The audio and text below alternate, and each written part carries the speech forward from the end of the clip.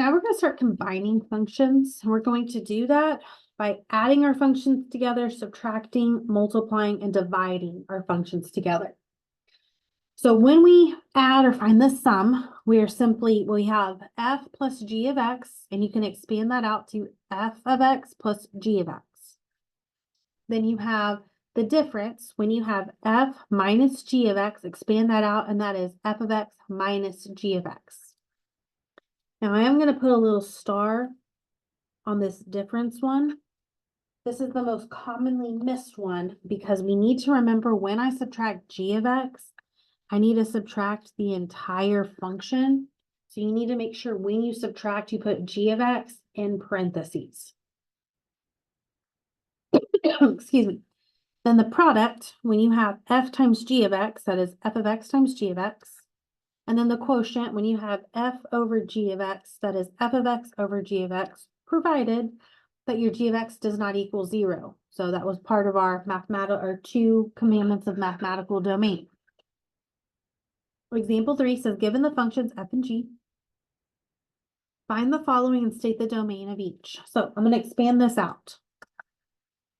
When I have f plus g of x, that is the same thing as f of x plus g of x. So now substitute in. F of x is 4x plus 5 plus my g of x is 3x minus 1. So now combined. 4x plus 3x gives me 7x, and 5 minus 1 is a plus 4.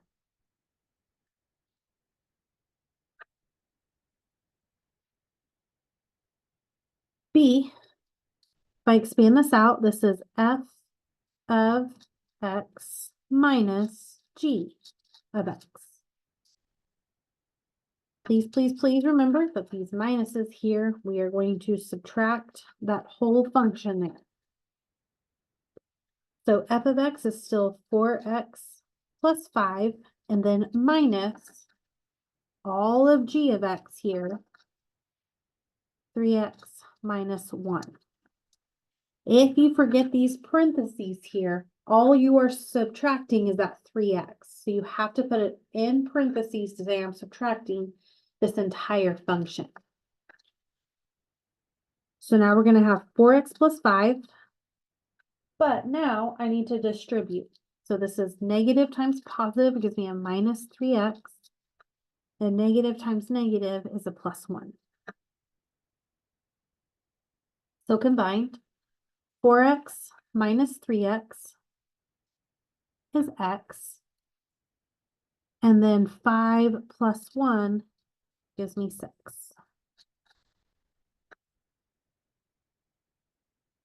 Now we have f times g of x, so that is f of x times g of x. So f of x is 4x plus 5, and I'm going to put that in parentheses, and g of x is 3x minus 1. Here, when I have a binomial times a binomial, we are going to use FOIL. First terms, outer terms, inner terms, last terms. So my first terms is 4x times 3x, which gives me 12x squared. My outer terms are 4x times negative 1. And so that's negative 4x. And so if you notice, what did we do on the FO? We took this 4x and distributed it to both terms. Now, I stands for inner terms. 5 times 3x. We put a little I there. So plus 15x. And then my last terms. 5 times negative 1. And L.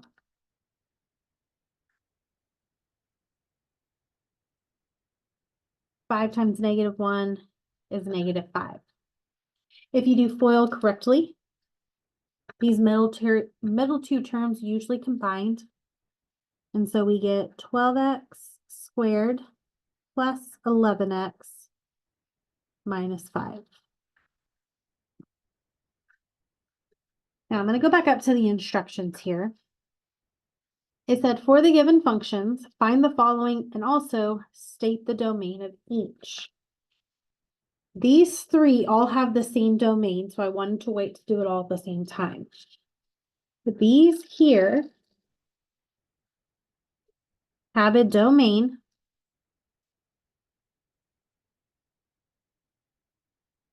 of all real numbers.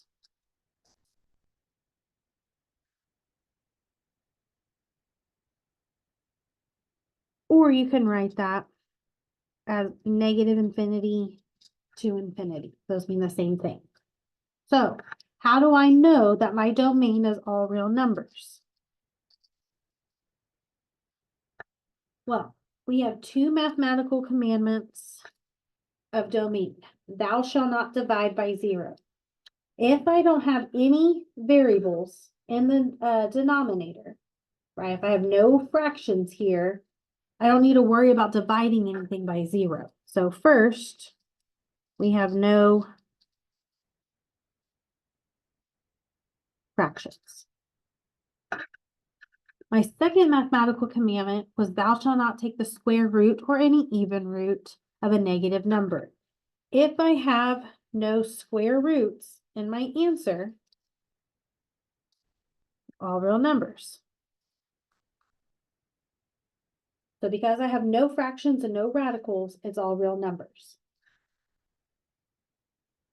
Now continuing on with D, we need to find f over g of x. So if I expand this out, this is f of x over g of x. My f of x is 4x plus 5. My g of x is 3x minus 1. I can't do anything with that. So that is my final answer. Now this one does not have a domain of all real numbers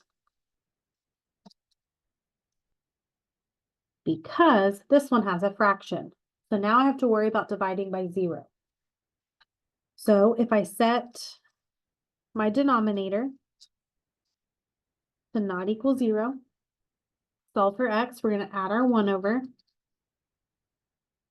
and then divide by 3, and we get that x cannot equal 1/3.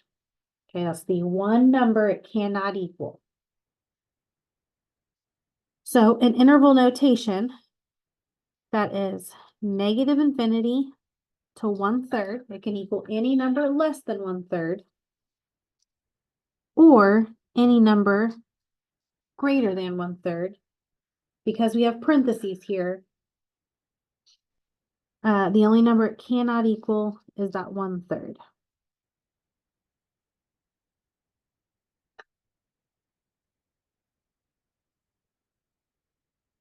Let's continue on, and we're going to combine our functions using a graph.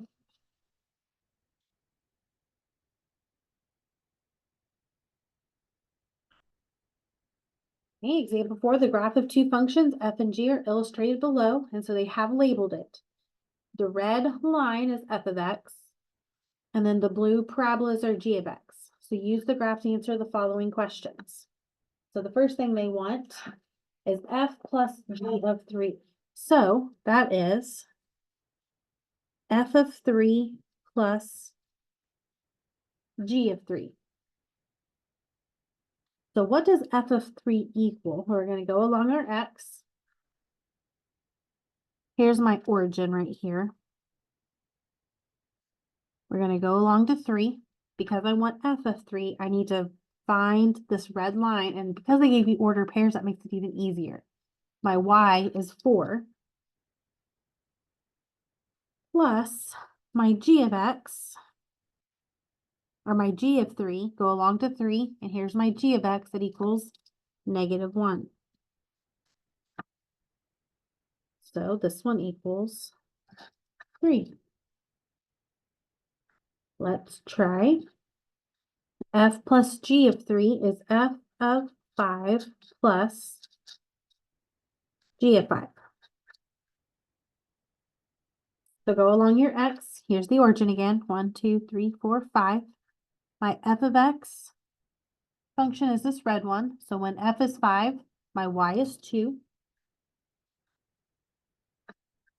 And then along that G of X, my Y is negative 5.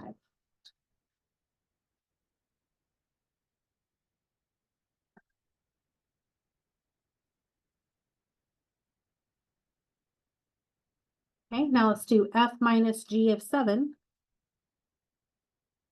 So that is F of 7 minus G of 7. So going along my x-axis to 7, when my f of x equals 7, my y is 0. And my g of x, when my x is 7, my y is negative 1. Minus the negative becomes plus. And so this equals 1. Now this is opposite order. So now we want g of 7 minus f of 7. Well, g of 7 is negative 1 minus f of 7 is 0. This one equals negative 1. F times g of 3 is f of 3 times g of 3. We've already found these values too. F of 3 is 4 and g of 3 is negative 1. So we have 4 times negative 1 to get negative 4. And now we have f over g of 5, which is f of 5 over g of 5. We've already found these values too on part B, but f of 5 is 2 and g of 5 is negative 5. So we have 2 over negative 5, and that does not simplify.